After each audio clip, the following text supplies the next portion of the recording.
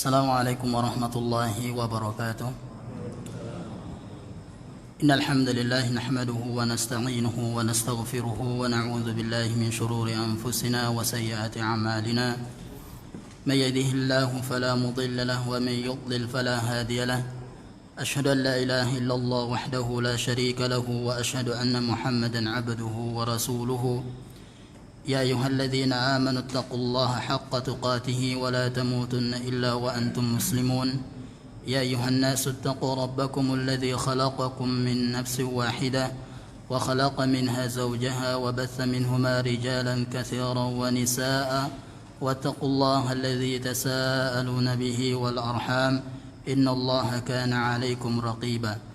يا أيها الذين آمنوا اتقوا الله وقولوا قولا سديدا يصلح لكم أعمالكم ويغفر لكم ذنوبكم ومن يطع الله ورسوله فقد فاز فوزا عظيما. أما بعد فإن أحسن الكلام كلام الله وخير الهدى هدى محمد صلى الله عليه وسلم وشر الأمور محدثاتها فإن كل محدثة بدعة وكل بدعة ضلالة وكل ضلالة في النار. Ma'asyiral muslimin wal muslimat yang semoga dirahmati Allah tabaraka wa taala. Pada malam hari ini kita melanjutkan kembali pembahasan tentang syarah usul as-sunnah, penjelasan tentang pondasi-pondasi akidah Ahlussunnah wal Jamaah yang kita ambil dari tulisan Imam Ahmad rahimahullahu taala. Qala al-Imam Ahmad, Imam Ahmad berkata, wa tarkul bid'i wa kullu bid'atin dhalalatun. Usul as-sunnah yang selanjutnya adalah tarkul bid'ah, meninggalkan kebid'ahan. Wa kullu bid'atin dhalalah, dan setiap kebid'ahan itu adalah kesesatan. Inilah di antara yang ditulis oleh Imam Ahmad rahimahullah yang ia sebagai usul Ahlussunnah wal Jamaah, pondasi yang harus kita pegang, pondasi yang harus kita gigit dengan gigi geraham kita, yaitu pondasi meninggalkan kebid'ahan, karena semua kebid'ahan itu adalah kesesatan. Dan inilah di antara barometer apakah seorang tersebut ahlu sunnah atau tidak. Jadi semua yang ditulis oleh Imam Ahmad rahimahullah pada tulisannya ini adalah sebagai barometer seseorang disebut ahlu sunnah atau tidak.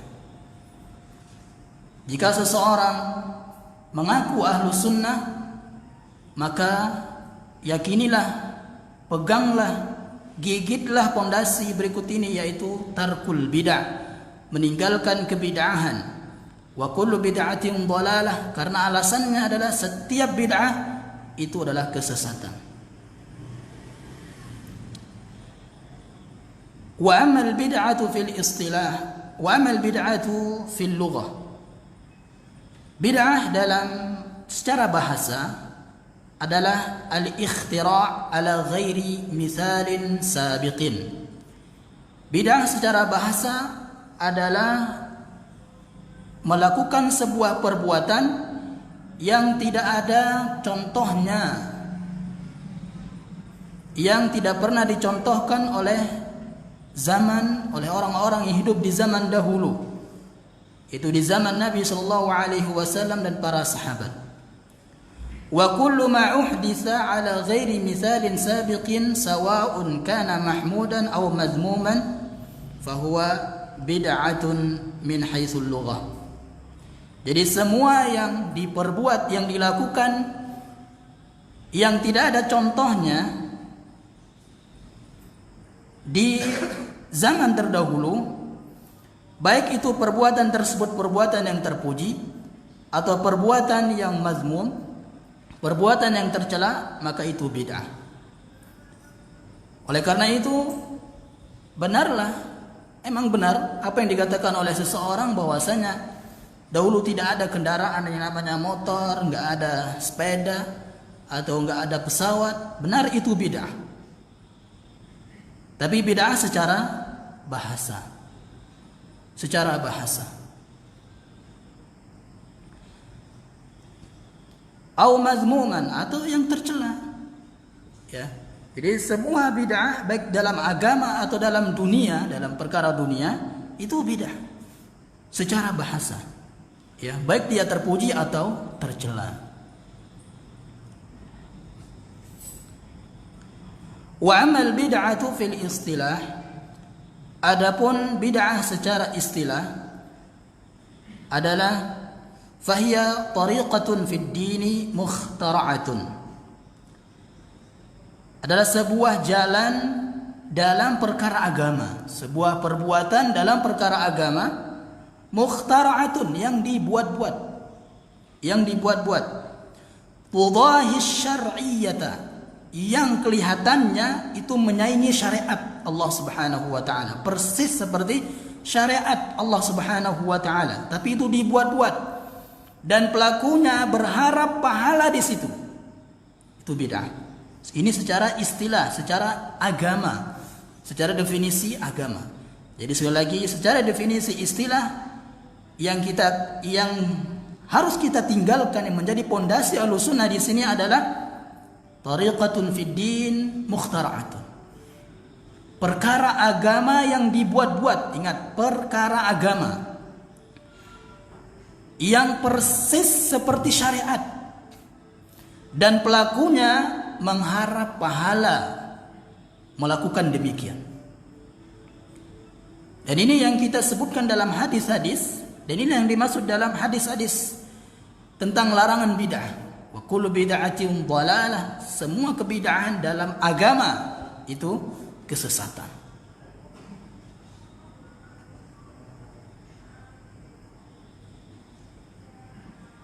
Dalil bahwasanya bid'ah itu adalah bid'ah dalam agama adalah termasuk perbuatan yang sangat tercela dan yang dicela dalam Al-Quran, dalam surah Al-An'am ayat 153. Allah Subhanahu wa taala berfirman, "Wa anna hadza sirati mustaqiman fattabi'uhu."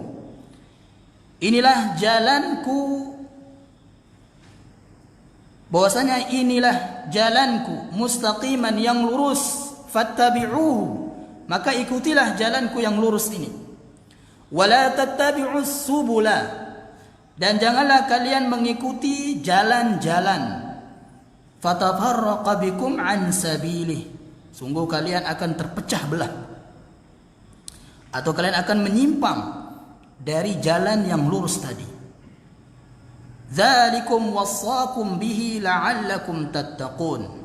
Yang demikianlah yang telah diwasiatkan, yang telah diperintahkan oleh Allah Subhanahu wa taala, dan semoga kalian bertakwa. Sedikit dalam bahasa, la'allanya Allah Subhanahu wa taala itu pasti. La'alla, semoga. Adapun la'allanya manusia itu di bawah kehendak Allah Subhanahu wa taala. Oleh karena itu semua la'alla dalam Al-Qur'an itu pasti terjadi. La'allakum tattaqun. Semoga kalian bertakwa. Jadi seorang yang berpegang teguh dengan jalan Allah Subhanahu wa taala, maka dia akan pasti termasuk orang yang bertakwa kepada Allah Azza wa Jalla. Nah, di sini disebutkan bahwasanya jalan-jalan yang menyimpang dari jalan yang satu, ya, jalan-jalan as-subul. As-subul di sini jalan-jalan. Jadi disebut jalan-jalan syaitan. Ya, disebut dengan kata yang plural, ya, jamak namanya, ya, yang lebih dari 3. Jadi jalan-jalan kesesatan itu banyak. Jalan-jalan kesesatan itu banyak. Fatafarraqa bikum an sabili. Dan jalan-jalan yang banyak ini pasti menyimpang dari jalan yang satu, sabil. Jadi kalau jalan Allah dan Rasulullah sallallahu alaihi wasallam itu disebut dengan mufrad, satu saja, tunggal, sabil. Satu. Karena jalan Allah Subhanahu wa taala itu hanya satu. Hanya satu. Jalan untuk menuju surga Allah Subhanahu wa taala itu satu. Itu jalan yang ditempuh Allah oleh Rasulullah sallallahu alaihi wasallam dan para sahabatnya. Adapun as-subul dikatakan subul yaitu jamak ya, bentuk banyaknya dari sabil tadi ya. Karena jalan-jalan kesesatan itu banyak.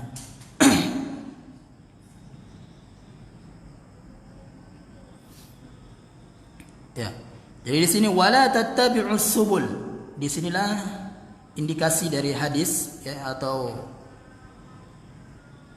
konsentrasi dari bahwasanya bid'ah itu termasuk yang dicela. Wala tattabi'us subul. Janganlah kalian mengikuti jalan-jalan. Di sini maksudnya jalan subulu ahlil bid'ah. Jalan-jalan ahlul bid'ah. Ya. Was-subulu hiyal bid'ah wasyubhat. Dan subul di atas maksudnya adalah kebid'ahan-kebid'ahan dan syubhat-syubhat. Dan juga firman Allah Subhanahu wa taala dalam surah An-Nur 63, "Falyahzaril ladzina yukhalifuna an amri an tusibahum fitnah aw yusibahum adzabun alim." Dan berhati-hatilah orang-orang yang menyelisih perintah Rasulullah sallallahu alaihi wasallam dari ditimpa fitnah. Fitnah ay fi qulubihim, fitnah yang akan menimpa hati mereka. Min kufrin, dari kekafiran. Au nifaqin, atau dari kemunafikan. Au bid'atin, dari kebid'ahan. Dan inilah yang dimaksud dalam ayat Al-Quran, al-fitnatu asyaddu minal qatli. Fitnah itu lebih dahsyat daripada pembunuhan, yaitu kekufuran, kesyirikan, kemunafikan, kebid'ahan. Au yusibahum azabun alim, atau dia akan ditimpa azab yang sangat pedih. Di antara azab yang sangat pedih adalah fid dunya, di dunia, biqatlin, dia akan dibunuh. Maksudnya dibunuh adalah karena had, ya, itu hukum had. Kan orang-orang yang kufur, man baddala dinahu faqtuluhu, kata Rasulullah SAW. Siapa yang mengganti agamanya, murtad, maka bunuhlah. Ya, makanya kalau di Saudi atau di mana, itu mereka kalau murtad maka dipenggal. Ya, kalau membunuh dengan sengaja dirajam, berzina dirajam, bunuh dengan sengaja dipenggal dan seterusnya. Ya.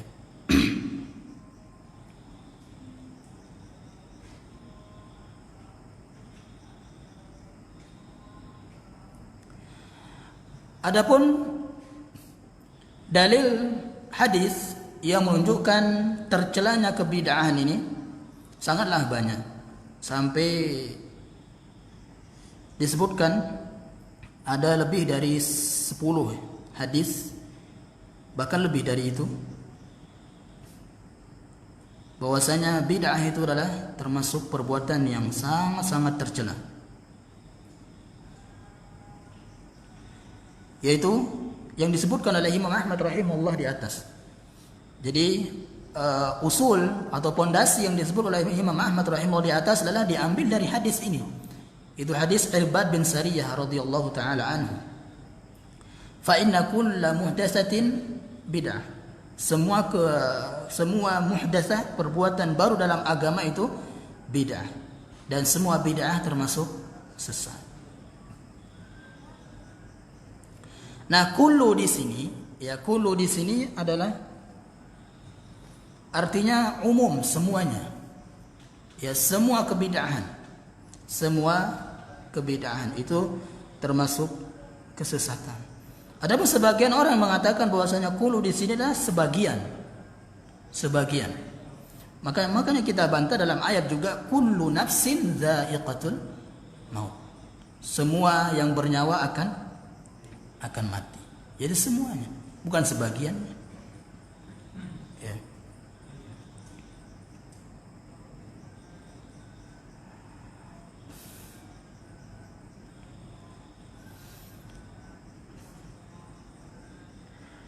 Adapun dalam asar, dalam perkataan sahabat ya di perkataan sahabat tentang dzam, tercelanya kebid'ahan. Yang pertama adalah perkataannya sahabat Ibnu Mas'ud radhiyallahu taala anhu, dia mengatakan, ittabi'u, ikutilah, berittiba'lah, wala tabtadi'u, dan janganlah kalian melakukan kebid'ahan, faqad kufitum, dan kalian telah dicukupkan. Jadi hendaklah kita merasa cukup dengan apa yang diajarkan oleh Nabi sallallahu alaihi wasallam dan apa yang dilakukan oleh para sahabat radhiyallahu taala anhum ajma'in. Jadi orang-orang yang melakukan kebid'ahan berarti mereka tidak merasa cukup dengan apa yang diajarkan oleh Nabi sallallahu alaihi wasallam. Kullu dhalalatin. Jadi semua kebid'ahan termasuk dhalalah.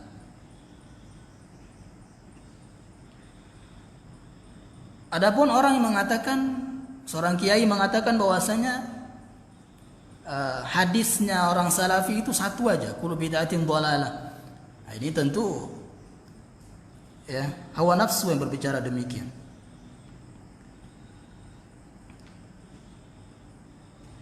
Kemudian juga dari Sa'id bin Musayyab, ini sudah kita jelaskan di pekan yang lalu, bahwasanya ada seorang yang sholat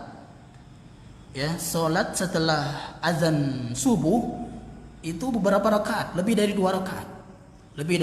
rakaat. Kemudian ditegurlah oleh Imam Sa'id bin Musayyab. Ditegur, kemudian dia menjawab, apakah Allah Subhanahu wa taala akan mengazab, menyiksa saya gara-gara saya sholat? Ya. Jadi sunnahnya ketika kita di dalam masjid setelah azan subuh itu hanya sunnah 2 rakaat saja, yaitu qabliyah. Ya. Sunnah 2 rakaat saja. Atau kalau dia sudah sholat sunnahnya di rumah, qabliyahnya di rumah, datang ke masjid, tahiyatul masjid boleh. Ya. Namun tidak, kita lihat sebagian orang yang setelah sholat subuh di masjid, setelah azan subuh, sedangkan dia dalam masjid, dia melakukan qabliyah atau tahiyatul masjid, salat sunnah wudu, salat sunnah qabliyah wudu, berarti 6 rakaat. Ya. 2 rakaat salam, 2 rakaat salam, 2 rakaat salam. Inilah yang ditegur oleh, yang dikomentari oleh Sa'id bin Musayyab rahimallahu taala. Kemudian dia berkata ketika ditegur, ayu'azzibuni Allahu 'ala shalah? Apakah Allah Subhanahu wa taala akan menyiksa saya gara-gara saya salat?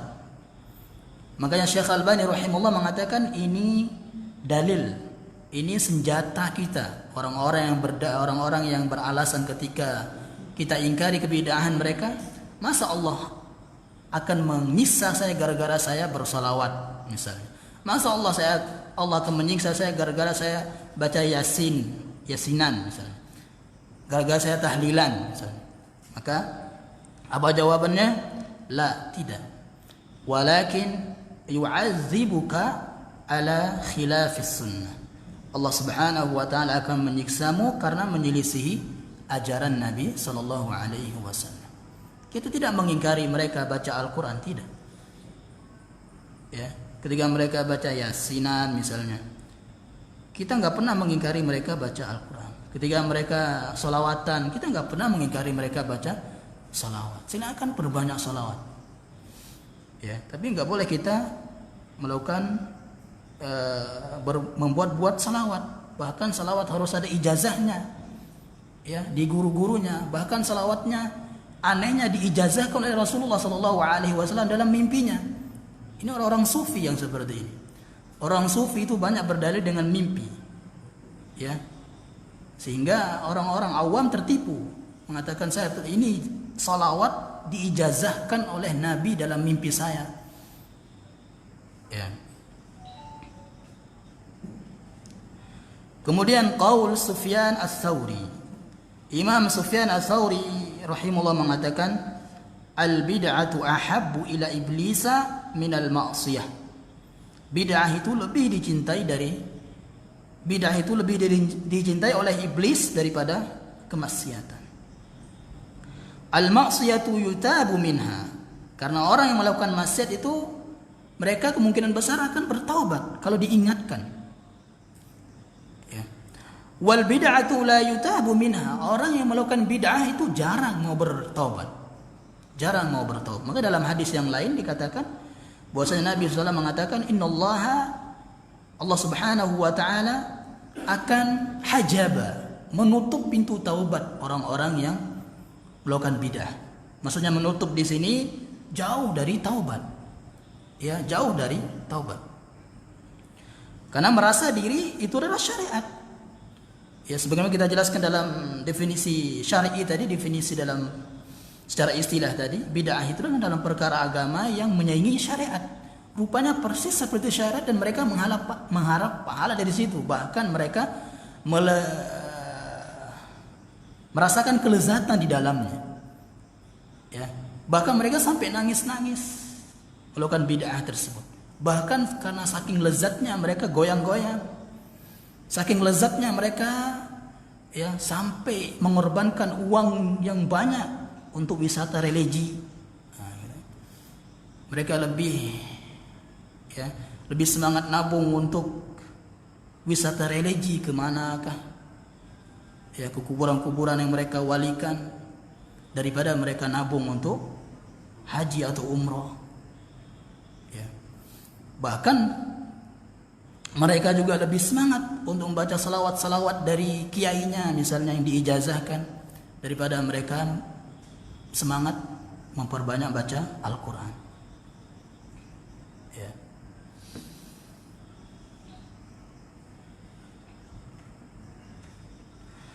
Kemudian selanjutnya syu'mul bid'ah, petaka yang akan didapatkan oleh ahli kebid'ahan, ahli bid'ah. Yang pertama adalah annal bid'ata la yuqbalu ma'aha amalun. Bahwasanya bid'ah itu tidak akan diterima oleh Allah Subhanahu wa taala. Tidak akan diterima oleh Allah Subhanahu wa taala. Seperti apa? Kabid'atil qadariyah. Seperti bid'ahnya orang-orang qadariyah. Orang-orang qadariyah. Sebagaimana perkataan sahabat Abdullah bin Umar radhiyallahu taala anhuma, "Idza laqita ulaika yanil qadariyata," kalau kalian bertemu dengan orang-orang qadariyah, fa akhbirhum, kabarkan kepada mereka, anni bari'un minhum, saya menjauhi mereka. Saya menjauhi mereka, wa annahum bura'u minni, dan mereka jauh dari saya. Kemudian dia berkata, demi Allah Subhanahu wa taala, kalau seandainya orang Qadariyah itu bersedekah dengan sebesar gunung emas, ya, dengan emas sebesar gunung Uhud, sedekah mereka yang sebesar seperti itu tidak akan diterima oleh Allah Subhanahu wa taala sampai mereka bertaubat. Ya, sampai mereka bertaubat. Ini orang-orang Qadariyah. Orang-orang Qadariyah. Dan sudah kita jelaskan kemarin bahwasanya orang Qadariyah itu yang mengatakan Allah Subhanahu wa taala tidak mengetahui sebuah perkara yang kita lakukan kecuali setelah kita lakukan. Kecuali setelah kita lakukan. Kita datang ke sini dari jalan tadi, Allah nggak tahu itu. Allah belum catat itu. Allah belum mengetahuinya. Kecuali kita setelah datang di sini, oh baru Allah ketahui. Ini bid'ahnya Qadariyah. Jadi bid'ah itu bukan hanya dalam perkara amalan saja. Bid'ah juga termasuk bid'ah dalam keyakinan, dalam perkara akidah. Ya, makanya ada bid'ah yang mukaffirah, ada bid'ah yang mufassiqah. Ada bid'ah yang mengkafir, yang menjadikan orang itu kafir, keluar dari Islam. Ada bid'ah yang menjadikan seorang itu fasik, ahli maksiat. Ya. Seperti misalnya bid'ah orang-orang yang mencela Nabi Shallallahu Alaihi Wasallam, itu termasuk bid'ah. Ya, termasuk bid'ah. Dan itu termasuk bid'ah yang mukaffirah. Makanya nggak boleh kita bermakmum dengan mereka.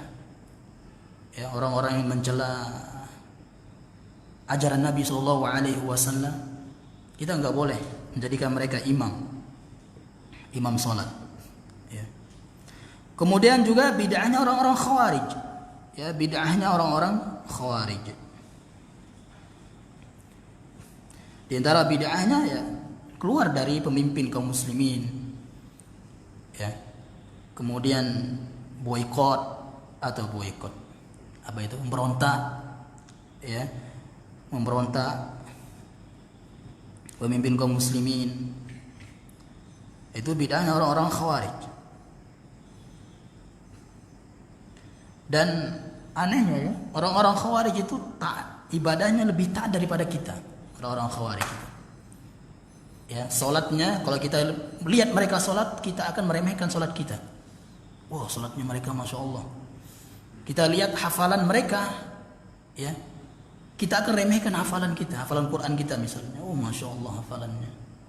Tapi ternyata mereka Khawarij. Makanya dahulu ketika ada seorang wanita datang ke Aisyah radhiyallahu taala anha bertanya, "Ma balun nisa'i?" Kenapa para wanita itu kalau haid mereka mengqadha puasa, dan kalau salat, ya, dan kalau salat tidak diqadha.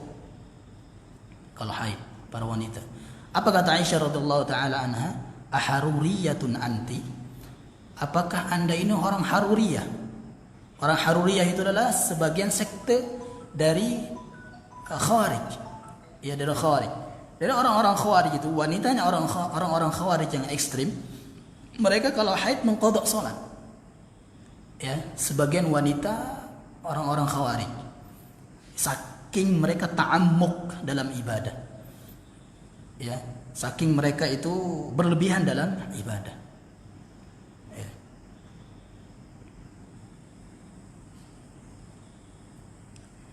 Kemudian yang kedua, petaka yang kedua, anna sahibal bid'ati mal'unun ala lisan syariah. Bahwasanya pelaku bid'ah itu terlaknat, ya, jauh dari rahmat Allah Subhanahu wa taala.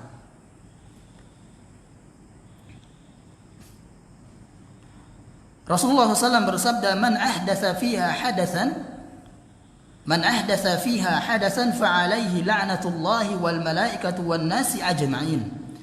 Siapa saja yang melakukan sebuah bid'ah, sebuah perkara baru dalam agama, maka laknat Allah, laknat malaikat, dan laknat semua manusia. Itu, ya, untuk orang-orang pelaku bid'ah. Dan anehnya sekarang ini bid'ah mereka dilakukan dalam masjid, ya, dalam masjid. Ya. Oleh karena itu seseorang senantiasa mendapat istighfarnya para malaikat. Orang yang dalam masjid, ya, untuk nunggu sholat atau untuk beribadah dalam masjid, mereka senantiasa dimintakan ampun oleh para malaikat, ya, selama mereka lam yuhdis. Yuhdis di sini ada dua penafsiran. Yang pertama, selama mereka belum batal wudunya. Yang kedua, selama mereka tidak melakukan kebid'ahan. Ya. Orang datang dalam masjid dalam rangka untuk melakukan kebid'ahan, mereka enggak akan dapat istighfarnya malaikat. Ya, sebaliknya mereka akan mendapatkan laknatul malaikah, laknatnya para malaikat. Ya. Apa laknatnya para malaikat? Laknatnya para malaikat adalah malaikat akan berdoa, jauhkan mereka dari rahmat Allah Subhanahu wa taala. Ya.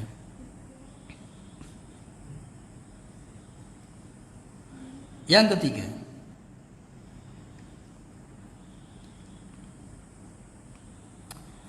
bahwasanya pelaku bid'ah itu menghancurkan Islam. Menghancurkan Islam. Ya. Menghancurkan Islam.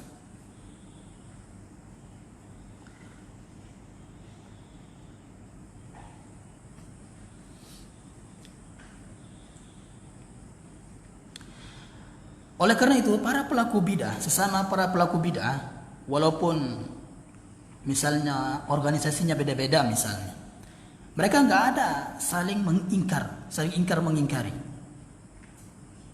Ya, organisasi fulan, sama-sama pelaku bid'ah, ini nggak ada yang saling ingkari. Ya, tidak ada yang saling mengingkari. Oleh karena itu, Syekh Rabi' hafizallahu taala, dia mengatakan bahwasanya ketika ditanya apa jawaban kenapa kita lebih semangat mengingkari kebid'ahan daripada mengingkari orang-orang kafir yang sudah jelas kafir, orang Yahudi dan Nasrani. Ya. Kenapa? Karena mereka orang dalam, orang Islam. Mereka orang Islam yang menghancurkan Islam dari dalam. Menghancurkan Islam dari dalam. Ini lebih berbahaya. Kenapa? Karena orang-orang yang pelaku bid'ah ini akan memanggil orang-orang kafir, silakan masuk, silakan masuk. Ya. Kalau seandainya orang-orang muslim itu bersatu dalam tauhid, dalam sunnah, tentu orang kafir itu akan gentar dengan orang Islam. Akan gentar. Ya. Oleh karena itu, karena mereka inilah, kenapa orang-orang melakukan bid'ah inilah, orang kafir itu tidak merasa gentar dengan orang-orang Islam. Makanya Islam sekarang selalu dilecehkan. Ya, sampai dibuatkan film dan seterusnya. Ya. Film ngeflek. Ya, ngeflek kalau wanita kan ngeflek darah. Ya kan? Itulah busuknya film tersebut. Kemudian yang keempat, petaka yang keempat,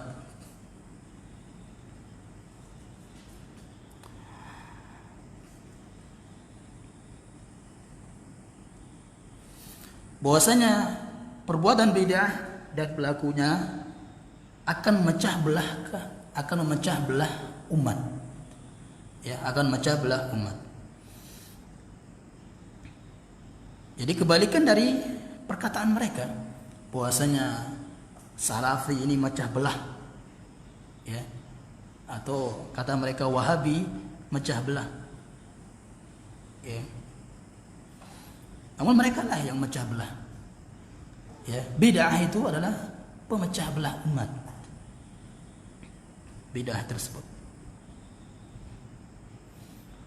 Oleh karena tadi firman Allah Subhanahu wa taala, "Wala tattabi'us subula fatafarraqa bikum an sabili." Jangan ikuti bid'ah-bid'ah, karena bid'ah itu akan menyimpang, akan memecah belah. Ya, bid'ah-bid'ah tersebut.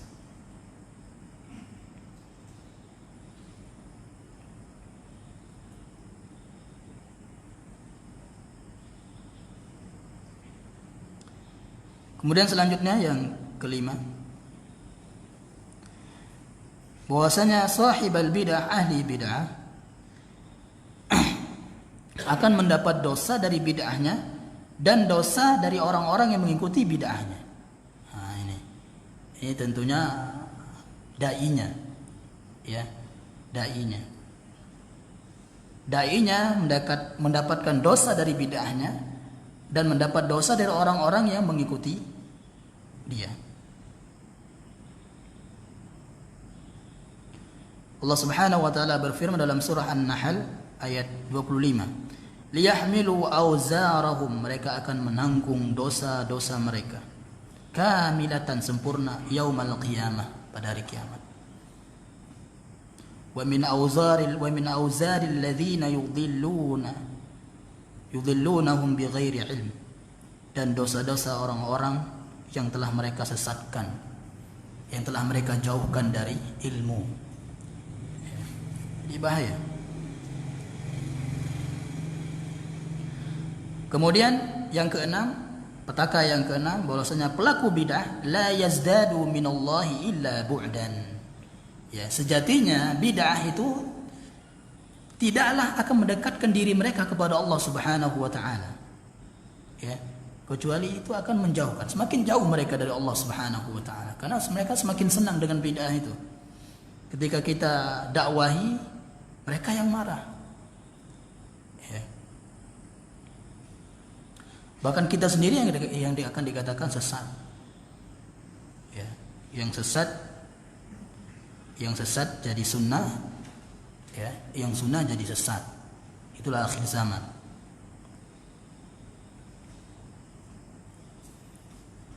Jadi sejatinya mereka itu jauh, walaupun mereka pakai sorban misalnya, pakai jubah, ya seragam jubah putih misalnya, datang bawa rebana kerenceng ya kan, terus joget-joget ya sampai pingsan, ada yang zikir sampai pingsan kan ya.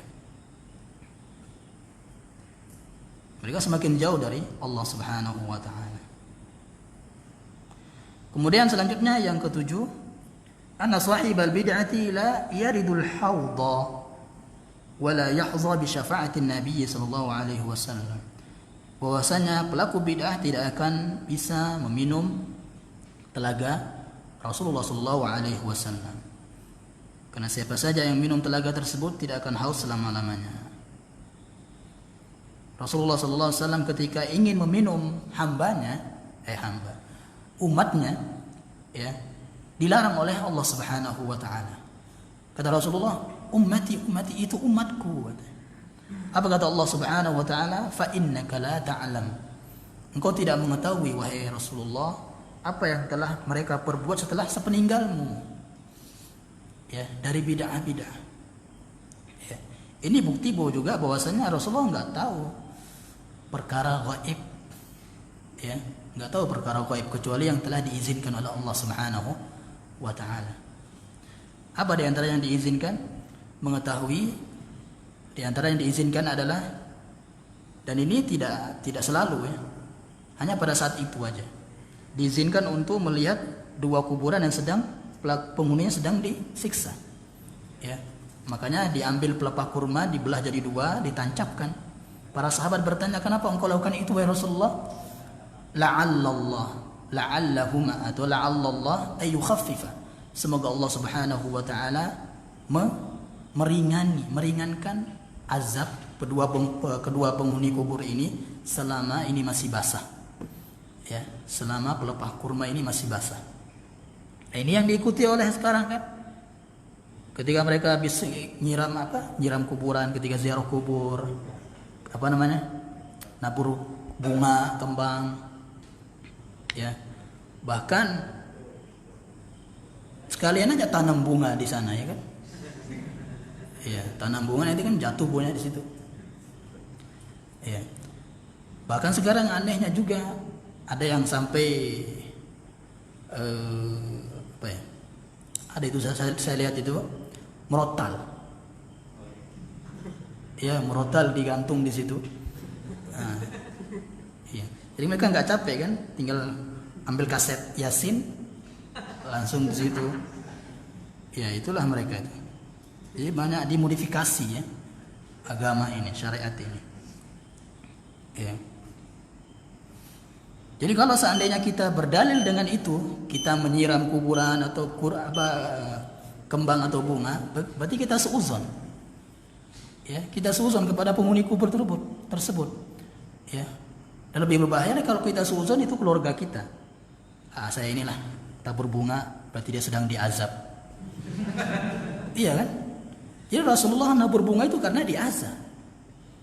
Ya, karena diazab. Berarti kita seuzon kepada penghuni kubur itu, dan lebih bahayanya kalau itu keluarga kita. Ya. Nah, insyaallah kita lanjut pekan depan masih petaka bidah. Ya. Subhanakallah wa bihamdika asyhadu an la ilaha illa anta astaghfiruka wa atubu ilaik. Assalamualaikum warahmatullahi wabarakatuh.